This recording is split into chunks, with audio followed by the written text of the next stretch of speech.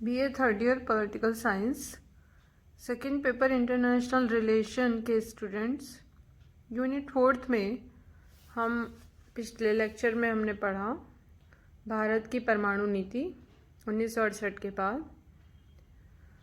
आज हम देखेंगे इसी टॉपिक के अंतर्गत कि भारत की परमाणु नीति के आगे के जो क्रम में जो विभिन्न हमारी पॉलिसी रही है वो क्या रही है।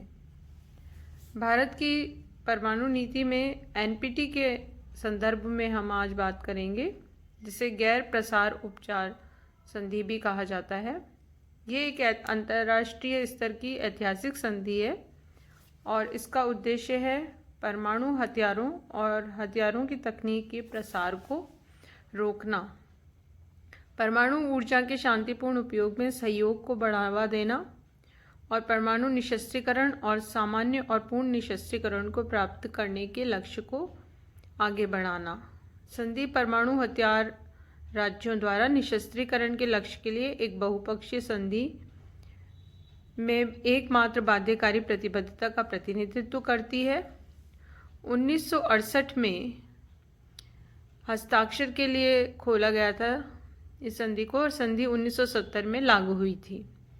11 मई 1995 को संधि को अनिश्चित काल के लिए बढ़ा दिया गया और इसके बाद संधि में कुल 191 राज्य शामिल हुए, जिनमें 5 परमाणु हथियार वाले राज्य भी शामिल थे। अधिक देशों ने किसी अन्य हथियार सीमा और निशस्त्रीकरण समझौते की तुलना में एनपीटी की पुष्टि की है। संधि के महत्व को एक वसीयतनामा का रूप दिया है। अप्रसार संधि के मौन प्रावधान यदि देखे जाएं तो इस प्रकार हैं। इस संधि के लिए प्रत्येक परमाणु हथियार राज्य पार्टी किसी भी प्राप्तकर्ता को हस्तांतरित नहीं करती। परमाणु हथियार या अन्य परमाणु विस्फोटक उपकरण या सीधे या परोक्ष रूप से ऐसे हथियारों या विस्फोटक उपकरणों पर नियंत्रण और परमाणु हथियारों या अन्य परमाणु विस्फोटक उपकरणों के निर्माण या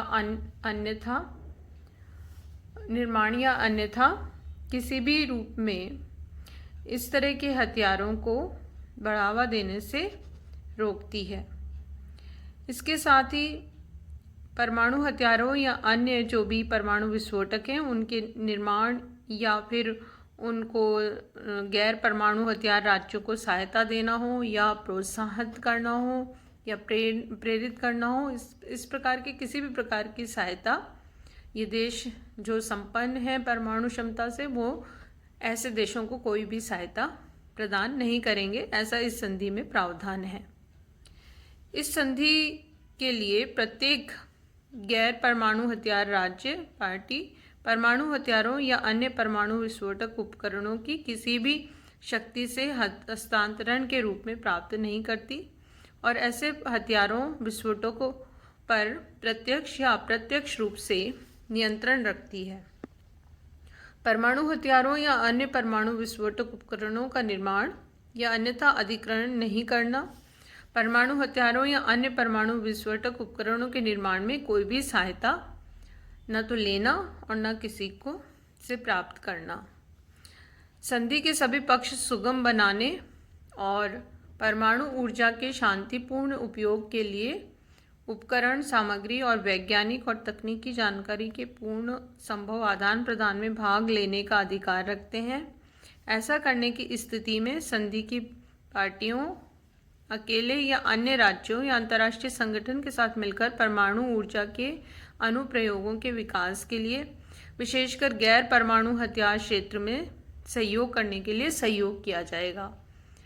दुनिया के विकासशील क्षेत्रों की ज़रूरतों के लिए उचित विचार के साथ संधि के लिए राज्य पार्टी होगी।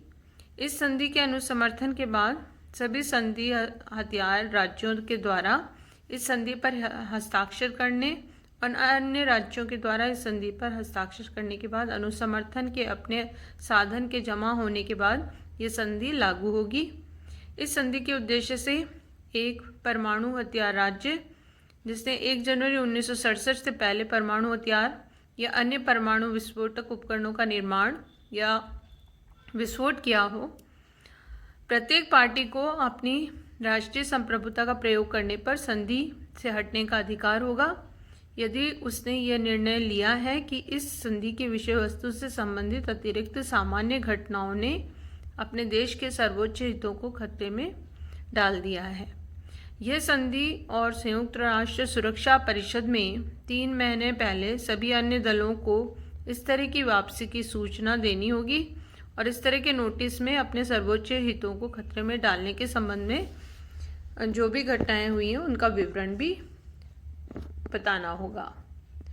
भारत के संदर्भ में अगर हम विदेश नीति देखें, भारत और एनपीटी, इसकी आलोचना के संदर्भ में ये भारत का ये तर्क है। भारत को ये लगता है कि एनपीटी भेदभावपूर्ण है। एनपीटी में 2 प्रकार के सदस्य होते हैं, एक तो न्यूक्लियर वेपन्स स्टेट और दूसरा नॉन न्यूक्लियर वेपन स्टेट, यानी जिनके पास परमाणु क्षमता है वो और जिनके पास क्षमता नहीं है वो। केवल 5 देश हैं चीन सहित जिन्होंने 1970 से पहले परमाणु उपकरणों को निकाल दिया था, उन्हें परमाणु हथियार राज्य का दर्जा दिया था। कोई भी अन्य राष्ट्र जो एनपीटी पर हस्ताक्षर करना चाहता है उसे एक गैर परमाणु हथियार राज्य के रूप में काम करना होगा। तो 1974 में भारत ने अपने पहले परमाणु उपकरण में विस्फोट किया। इसका अर्थ है कि भारत द्वारा एनपीटी पर हस्ताक्षर करने का एकमात्र विकल्प ये है कि वो गैर परमाणु हथियार राज्य बन जाए। भारत को एक न्यूनतम परमाणु निवारक की आवश्यकता है। यदि भारत एनपीटी को गैर परमाणु हथियार राज्य के रूप में हस्तांतरित करता है तो भारत न्यूनतम परमाणु निवारक भी नहीं रख सकेगा और पड़ोसी देश चीन और पाकिस्तान के साथ युद्ध जो अक्सर होता रहता है भारत के लिए, तो ये विकल्प बहुत ही आत्मघाती होगा क्योंकि चीन और पाकिस्तान के पास भी परमाणु हथियार हैं। इसलिए राजनीतिक दृष्टि से स्पेक्ट्रम भर में लोकप्रिय राजनीतिक समर्थन एनपीटी पर अगर हस्ताक्षर भारत करने की बजाय परमाणु हथियार कार्यक्रम की ओर बढ़ रहा है। एनपीटी ने परमाणु और गैर स्पष्ट देशों के बीच बिजली के अंतर को वैध बनाने की कोशिश की और इसने अंतर्राष्ट्रीय संबंधों में निशस्त्रीकरण या हथियार नियंत्रण के लिए कोई प्रावधान नहीं दिया और यह फ्रांस और चीन के एन कार्यक्रम की जांच करने में विफल रहा है, जिसने मॉस्को आंशिक परीक्षण प्रतिबंध संधि का उल्लंघन करते हुए परमाणु परीक्षण करने की नीति को जारी रखा।